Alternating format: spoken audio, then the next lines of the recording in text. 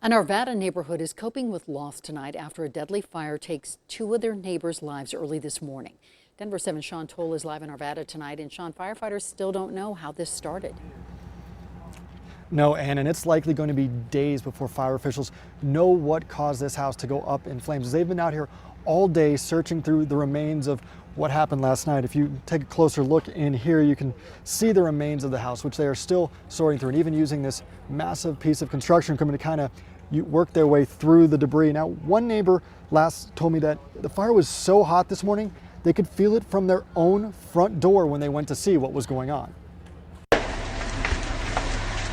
This is what Joe Hood ran out to see just after 1 a.m. Wednesday morning. It's just so intense. I mean, when I came out of the house, it sounded like a blowtorch or like when a rocket takes off. The father of 8 knew the family that lived there well, and without thinking, Me and my neighbor Jason down here, we ran across the street, kicked the door in, and broke the window out of the house. Adrenaline kicks in, and there you go. I mean, do whatever you got to do. Hood and his neighbor were able to rescue a young girl from the burning house. And she was coughing up black soot out of her, mouth. They tried to go back for the other 2 people in the home, but couldn't find them. We're friends with them, and I mean, that hit home, and I mean, his kids, and I mean, they're just good kids. They're good people. There were animals that were inside, numerous. I'm not sure how many, but many of them perished. While fire officials sort through the rubble to figure out how this started, all those who live nearby can do is watch, try to process the loss of their 2 neighbors, and think about the young girl.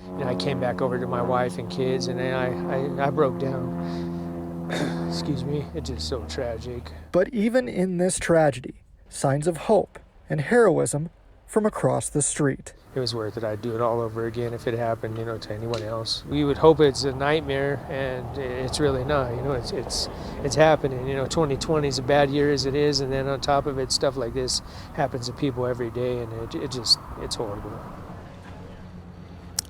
And back out here live, you can see investigators searching through the remains of the home, just doing their normal investigation. Now, fortunately, the fire only caused minor damage to the house directly behind it, and we've spoken to a lot of neighbors throughout the day, many very shaken up after what happened overnight, and likely will be for some time.